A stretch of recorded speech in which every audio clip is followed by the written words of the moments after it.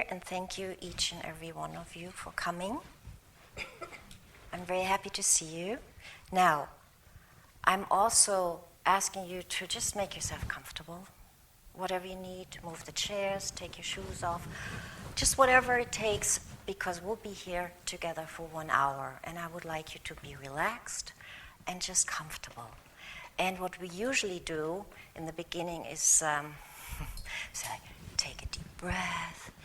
And actually, yes, let's do that. But I'd like to go a little further today and just spend a half a minute on just imagining where would we be if we would stop our breath. It is the hardest thing to do, and it is the most beneficial to really allow the breath to come. So without having you do it, I just want you to keep that in your realm of conscience. Breath is the one thing that is probably bringing us more life energy than anything else. And if we want to heal, we want to invite life energy into our body, into our field. And that's why you're here today, because you're interested in the approach that would probably fit best for you to heal. Now, the theme today is functional medicine, the future of healthcare. And that's actually really exciting, and it's very right on. And I'm grateful that Suzanne invited me to talk about this. And it might have to do with this article that came out earlier this year from Ora Whittaker in the news about me becoming a functional medicine certified coach. And I will share this article later with you. However, before we go there, now, who wants to tell me what is functional medicine? Help me out here. You all have some idea, right? Sure. Yeah. What I think it is an approach that takes a long,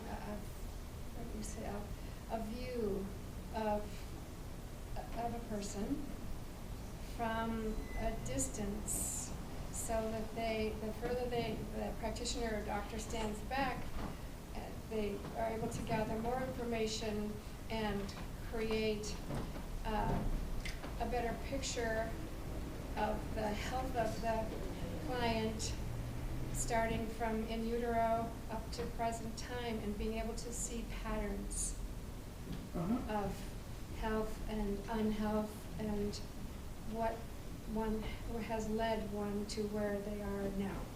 All right, great. Thank you very much. Mm-hmm. Anybody else? Yes. I think it's that. And I think it's also the concept that everything goes together. Every organ in the body, the skin, the hair, psychological, emotional, sensual, everything goes together and is a part of that puzzle, because they all have to function and they depend on each other to be in balance. Yes, thank you very much.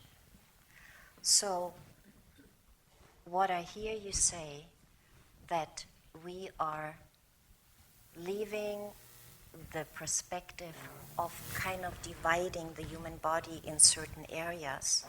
Rather, we are coming back to see the body, what I call holistically, whole, W-H-O-L-E or H-O-L-I-S-T-I-C. Is that right? Yeah. Right. So I don't have to write this down. But why I'm getting there is that this is exactly why it's so exciting, because it's way overdue, and you are here to energize this new understanding. A new understanding, a new type of thinking is essential if mankind is to survive and move toward higher levels. Now that applies for everything, body, mind, and soul. Now, what we have seen, though, has happened in the medical arena, that due to a lot of research and a lot of learning and progress that has been achieved, there has been so much that the medical establishment has to deal with, that by design we have divided the human in certain body areas or by the organ. And that really only started less than 100 years ago. The way medicine was practiced way back then and is really comparable in all cultures is that we look at the human as a whole, because that's what we are. We are alive, and life energy permeates every part of us, and that is the connecting element. So yes, if you want to see where there are areas in the body where life energy may not be reaching or not be reaching enough, then we want to look at everything. We do not want to isolate one area necessarily. And the medical establishment has come to understand this more and more. Now, I do come from a family of a lot of people in the medical field, and this is why this is so important. The separation became more and more and more over the last 40 years. And there is nothing I honor more than emergency care. So many people wouldn't survive with it. But for long-term care, for maintaining well-being, we want to look at the body holistically. In 1991, there was a chemist, his name is Jeffrey Bland, who actually took it upon himself to promote this way of looking at medicine, which is nothing new. However, it had been kind of falling by the wayside because medicine was getting more compartmentalized in various disciplines, specialized. And he founded the Institute of Functional Medicine, and he coined this word, functional medicine. And there's a functional ed that connects the past, the present, and the future as well. If we understand what happened yesterday, which might be the cause of how we feel today, then we know we should do something in order to feel in a certain way tomorrow. So that's functional. We are connecting the dots. We are actually looking at not just the symptoms, but hopefully the root cause at the symptom. And unfortunately, the medical establishment is structured that way that doctors are not given enough time to do this, and the functional medicine model in healthcare, in allopathic healthcare, wants to change that. So I'm really excited about this. So I've been a naturopath for 26 years. That's standard. If I meet a new client, we spend some time together. And doctors have been deprived of that in order to make the system do what it does. But more and more, the doctors are recognizing that doesn't really serve the patient or the client. So it's time to change that. And change is often happens faster when we are all in the same boat. And that is you who are here, who for some reason or other are interested in this, right? Okay. So this is what we want to promote. Holistic understanding of the human body, holistic health care by emphasizing the care. We want to care for this human who is in a compromised, energetically depleted situation. We want to help this human to, what I often say, come back home. Feel him or herself in this body completely. And we want to support this person to find answers to questions. We may not even know how to ask the questions, but it is necessary. It is necessary to ask the question, what happened here? Not just, what can I give you to make the pain go away, but why don't we look at what might have happened here? And hopefully, we all become detectives. We all go on this journey of exploration. To me, it's a very exciting journey because everybody is so unique. There's no approach that would fit for more than one person. we all need to understand that there are certain things that only work for us and maybe not for the person next. And don't we want to know what that is? So if we can partner with medical or complementary providers, healthcare providers, who see it the same way, then we're going somewhere. And by the way, when I say partner, I actually really, really want to emphasize partner. We want to partner. I want to partner with my clients, and I want to partner with all the providers in the area too. Because we all have a different understanding, and we all may have different insights. To put this piece of the puzzle together, which maybe we have a clearer understanding than the next practitioner, and it's all for the benefit of the client or the patient. That's what I would like to see more and more, and that's why I'm very, very grateful to have this opportunity to talk about it, and I hope you will share the message. It's time to look at the human being as a whole, and how can we provide answers and systems that being actually stays whole and healthy. Now, I have provided a lot of handouts, and I was a little hesitant to distribute them right away because it's a lot to read, but I'll do it anyway. Do you mind giving this around? So what I wanted to go in detail again, what does it mean, functional medicine? If we have a few talking points, would that possibly enable us to go to our medical provider and say, how about this and this? How about this and this? So if you don't mind, I would like to go through what I have prepared here. But the question is, how is functional medicine actually different?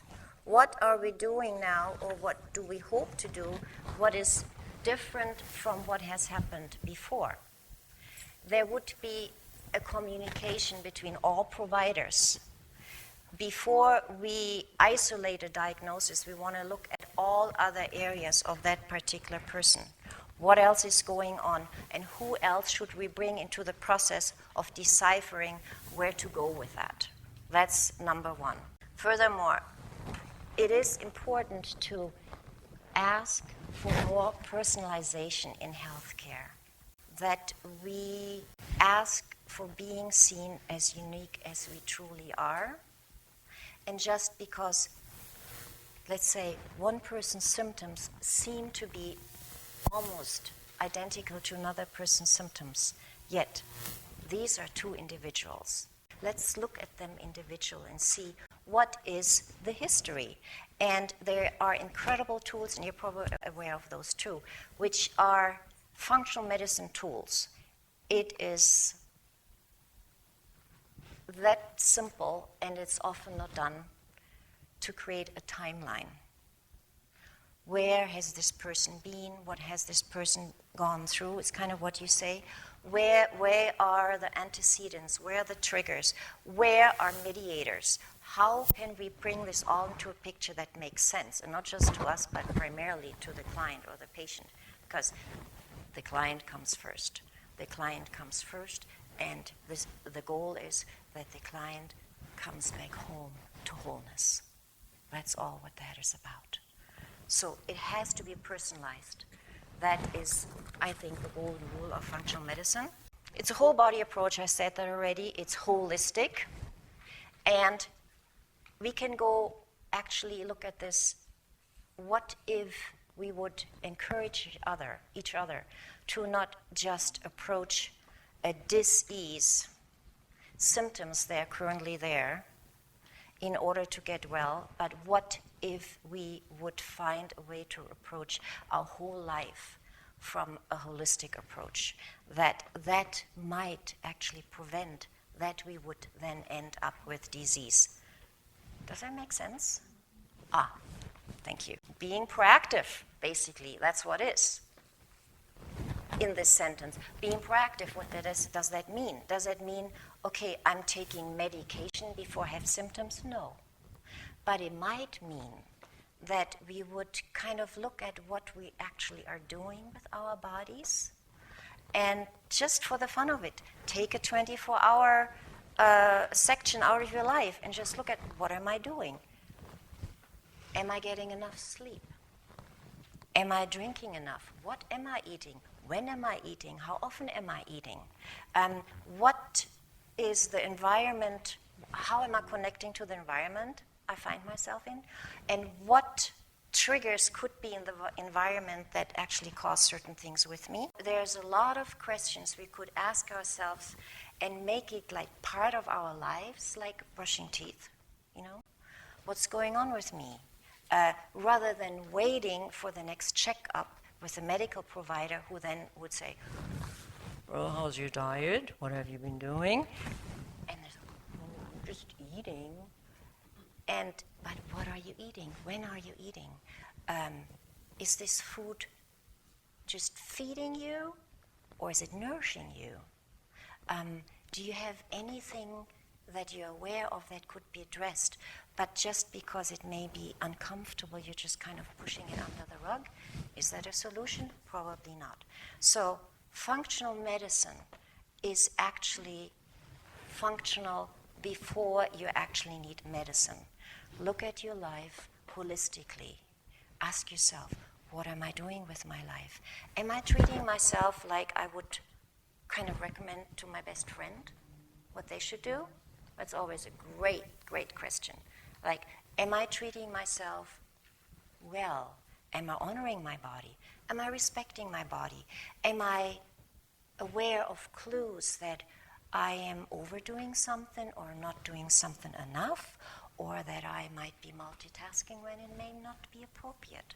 So, yes, let's make this life functional. And when everything functions, everything flows.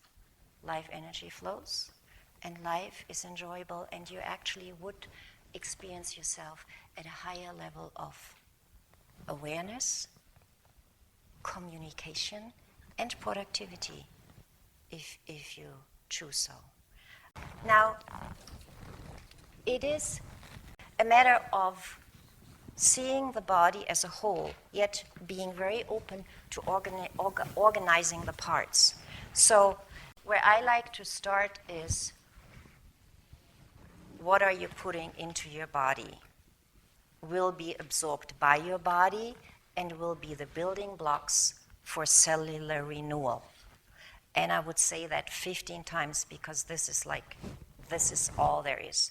What you put in your body will be the building blocks for cellular renewal. And basically this is the having longevity or not. Now, I never really seen that as being so central in the medical system as we know it. But then I more and more heard about functional medicine. Interesting. Oh, they're talking about nutrition.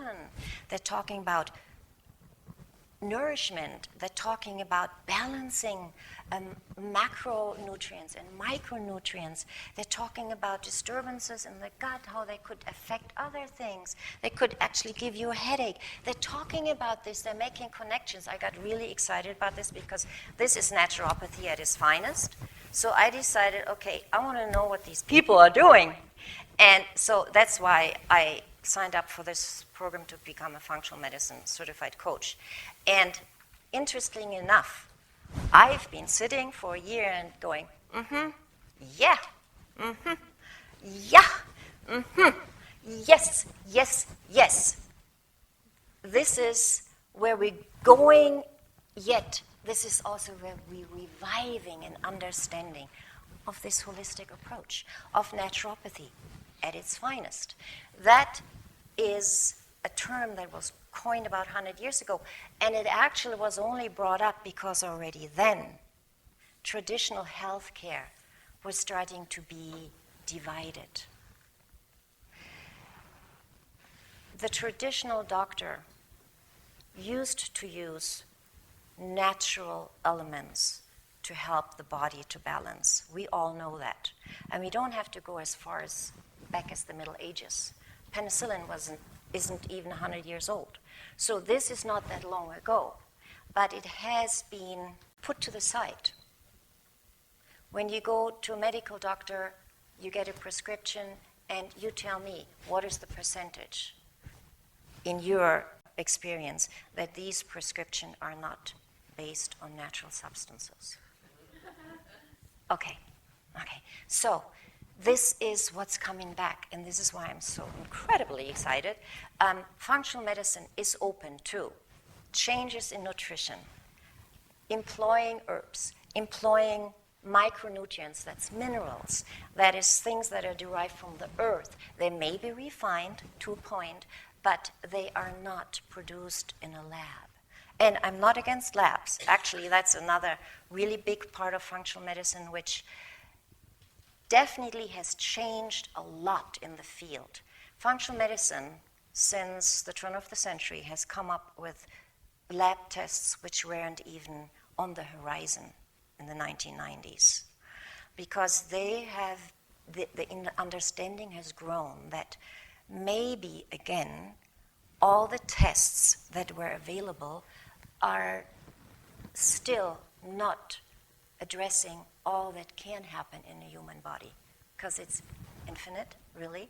But we have now available to us tests that go beyond the standard, twice a year blood draw. We have tests that refine certain areas where it's like, could be something, could be nothing. Let's look a little deeper. However, important is whenever there is something out of balance, we want to bring it back into balance. So sometimes lab tests are just incredible. Sometimes they may not even be necessary. If you tell me you're stressed out, I don't have to send you to the lab to have a stress test. I trust you enough that you are aware that there's something not in sync internally. You may be able to pinpoint it. You may have sleep issues. You may have memory issues that would be not in accordance to what your body is capable in a certain environment, a certain age, and a certain state of health. We don't need a lab for that. We don't need to send you to a specialist. If there's something wrong with you, we are asking, what could be the root cause of that? And it could be something that will take us a while to get there. But the journey is exciting. The journey really never ends. But the milestones on this journey are life-changing because we understand more and more about ourselves. You may be able to eat some food and the next one can't. This may create something new and the other one says, what's wrong with you? But let's look at what's happening with your body. And if there is a relationship, let's deal with it. Let's see if we can change this. Either we may have to make a change in terms of like eliminating something in your life, or we will make a change to fortify your system to be able to deal with all that comes in. And that could be nutrition, that could be electromagnetic frequencies, that could be the air quality. What can we do to make the body stronger? So functional medicine tree is actually a really, really nice page. I got that from the Institute of Functional Medicine. It has to do with organizing the systems to see where imbalances are. So we are not just looking at one, we're looking at all the organs, we're looking at digestion, absorption, we're looking at energy regulation, we're looking at toxicity, environmental factors, we're looking at the whole spectrum of hormonal balance, and that of course always is according to age. We're looking at the various system within the body, lymphatic system, nervous system, cardiovascular system. These are all as important as the digestive system. However, I do like to start with the digestive system, and functional medicine seems to lean in that direction.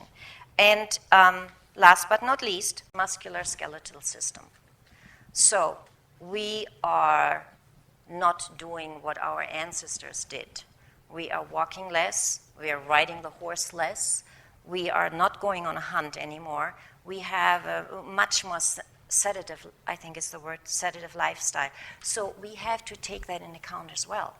So there is the word lifestyle. Lifestyle is huge. Are we doing what really serves our body best? Are we aware of what we're doing? What are we doing? A couple hours a day? We're sitting in a metal box with 4 rubber wheels moving through space. Interesting, isn't it? Very helpful. I wouldn't be able to do a lot of things if I didn't have my car. But what am I doing to myself, to how I communicate with the planet as it is, and to the environment? So there's a lot of questions, and again, it is very exciting to look at how functional we are living our life. That goes for every area, I would say. And that goes for sitting too. And yes, if you want to get up or stretch or wiggle, we are sitting a lot. Are we aware of how we are sitting? What are we doing with our upper torso? What are we doing with our legs? Are we aware of any impairment that we are unconsciously doing to our body by sitting too long or sitting bent over too long, etc., etc., etc. So you know where I'm going with this. How functional is our life? Do we get up in the morning and ask ourselves?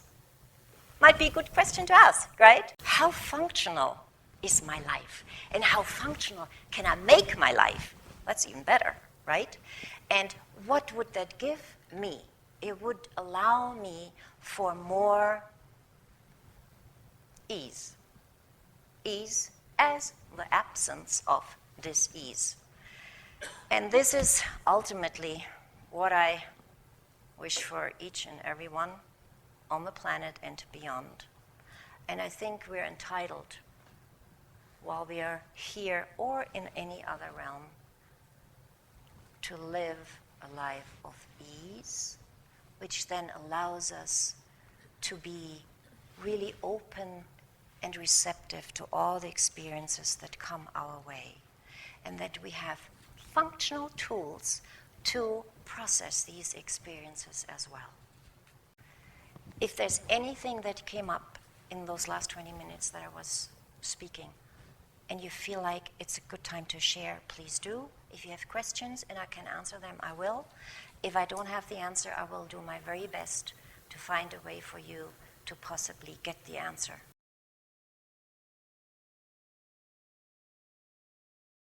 I think one of the biggest difference we see is in thyroid. Now, I think there's a huge learning curve ahead of us with thyroid. And I can only share with you how I see this, and this has changed over the years. I think we have to rethink how we think about the thyroid. And that goes for the whole endocrine system. I have seen a lot of people there on thyroid medication. Well, thyroxine, it's very standard. There's certain tests. If your TSH is high, you get a certain prescription, and it's mostly chemical. It does change the numbers. But what else happens? Or what else does not happen? And really, again, the question is there a reason for those numbers to be so high? What else could be going on? Is that something that has to do with the whole endocrine system, maybe? Or is there something else going on environmentally, which for the thyroid very often can be the case? And again, what are you eating, right? And what are you drinking? So thyroid, I think we are learning and learning and learning. There is something going on with the food we have now been imbibing for about 20, 25 years, which I'm very concerned about, that it is not only upsetting the microbiome, the milieu, the lining of the intestinal tract, but also how the endocrine system works. So most likely, it would be advisable, and I mean, I'm talking to the choir here, to watch what you eat clean food, eat the minimal processed food you can get away with, eat organic when you can, and just read the labels. I mean, it can be a life changer. Read the labels. What is in these things you are planning to consume? So thyroid is big. I think cholesterol is another one where I think, and hey, I might be proven wrong, and that's okay too, but I think there have been some changes made which may not have enough merit in terms of what the guidelines are, what the range of the advisable cholesterol numbers should be. So I have questions about that, and it would be great if that could be investigated. However, come back to your question, I really don't know if there are other tests about cholesterol per se. But I would question deeply, when you have those test results, what could that mean besides what everybody says it would mean, okay? And that goes for everything cardiovascular too. Okay, that's off the cuff about tests. Is there any particular test you were thinking about? No, I was just curious about the new tests. Like, I know that there's a trend to saliva tests, like adrenal 24-hour saliva testing, and that is that part of functional medicine? Did that help create that? It is. It is. There are a lot of saliva tests. There are a lot of urine tests that are used in functional medicine. I myself do not use those tests a lot, especially for the stress panel. When you come to me and you're stressed, and I can pick this up, I don't have to have a lab test for that, okay? So then, in order to prove how stressed you are through the test, I'd rather say, well, what's going on? What's happening? What's happening, right? What's happening in your life? This is a very subjective thing. If someone feels stressed, I will take this as pure gold, even if we would do a saliva test and would say, everything is normal, cortisol's fine, everything's... No, if someone says, I'm stressed, this is the gold marker. We don't really need a test for that, right? But on the other hand, if somebody feels that they need the validation of this test to have, to give themselves a footing to say, look, I'm really stressed out here. I understand that too. However, then I would ask, what is it that makes that so difficult to not just say, when I'm stressed, I'm not relaxed, right? I'm experiencing tension. I am recoiling. I am not flowing. There is something that is impacting me. Let's look at what is impacting you and how it is impacting you. Is it sleep? Is it environment? Is it relationships? Is it, well, the sky is the limit. So often we can save a lot of time by honoring what the client is experiencing. Does that answer your question?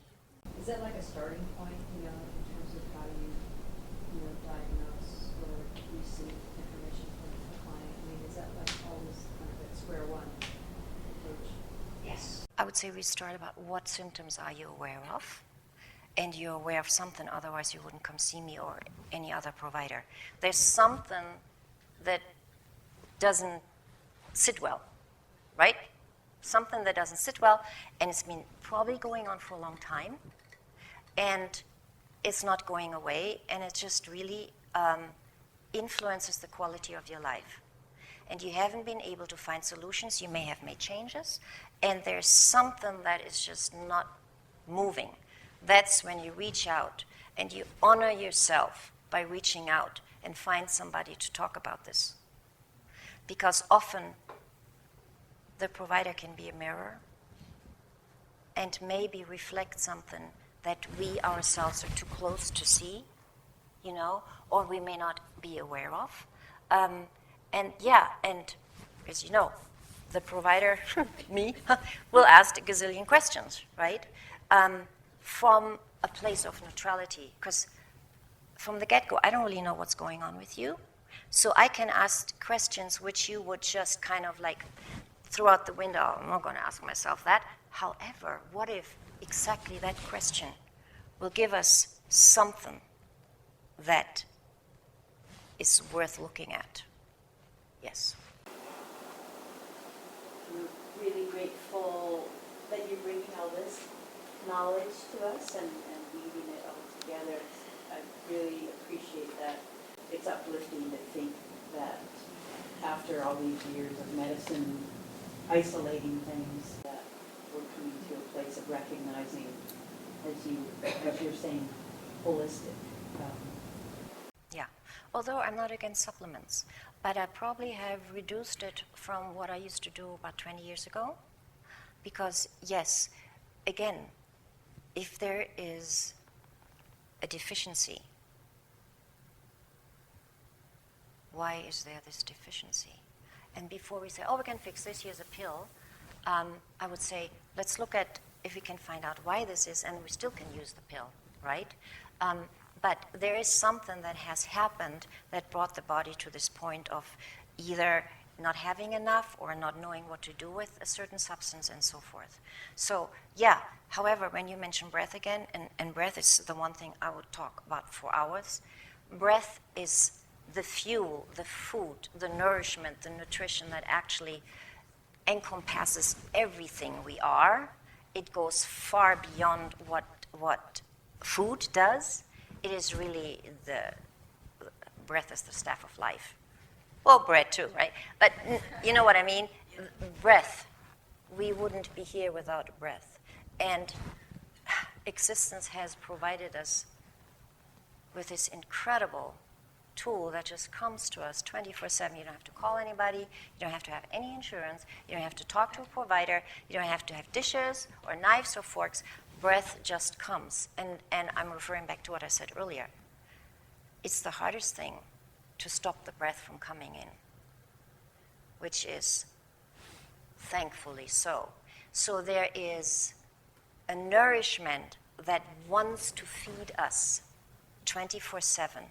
All we have to do is be open to it. And if we could have that understanding towards life itself, I think we all would be much better nourished altogether. Just be open to what life brings to us. I'm wondering if you have any feel for how accepting functional medicine is throughout the United States. Is this just a California thing? No, not at all. Is it more widespread? Oh, yeah. So the Institute for Functional Medicine, there is a chapter in Chicago, Illinois. It is in Washington, D.C. There are, there are practitioners all over the states. This is huge. There's going to be a huge conference in March 2020 in Prescott, Arizona, and people are coming from everywhere. This is really, really big. And again, it is like, so what is offered to the medical providers that they can have a certification as a functional practitioner, which is great, but at the same time, it takes a lot of work and a lot of time, and it does cost money. What I think we could do from the bottom up, if you will, we could just make our medical providers understand that there is such an understanding now, and it's spreading and it's growing, and they don't need another certification. They have studied 8 or 10 years to become a doctor, just to embrace the idea of looking at the body holistically. And actually in this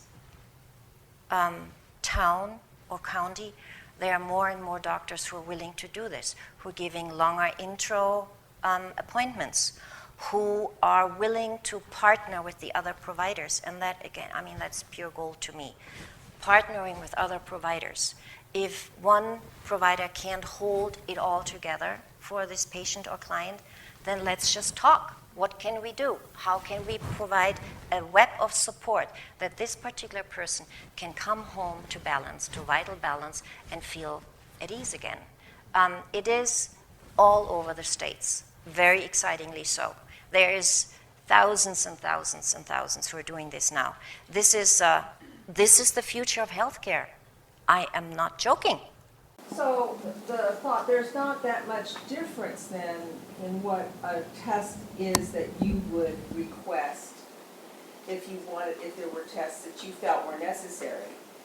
But if you order them, there's no insurance coverage, right? Yeah. So you would need to partner or find some doctor Yes. who would want to support the practice and work in this fashion, Yes. who could then order it, and then it would be covered by various insurance companies. Yes. However, the pivoting aspect in this relationship is the patient, is the client.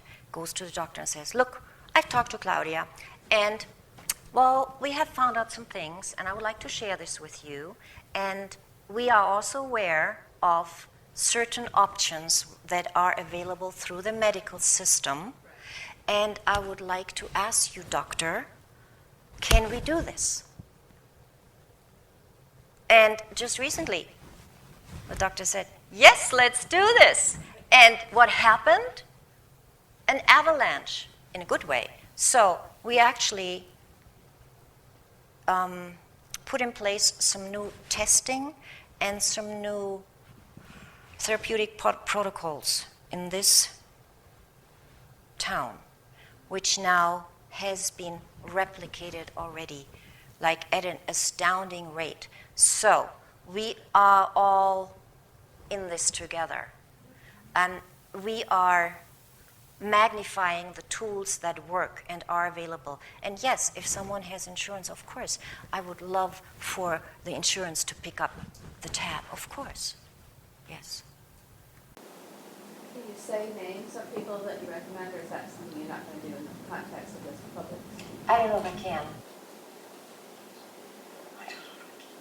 But Okay, come and ask. yeah, we'll talk. Yeah. So, but all in all, even if I wouldn't give you any names, I want to ask you something. Whoever your provider is, go to your provider and say, hey, I went to this talk, and this woman, she was talking about functional medicine. I mean, that sounded like, that's interesting. She said holistic and whole and ease and all that. So what's your take on functional medicine? That's how it works, I think. So I'm on a mission here, right? And you can all help me out, which would translate into helping yourselves out. That we invite an understanding in our life for more tools to be attracted and used successfully to get a better understanding for where we are with our health.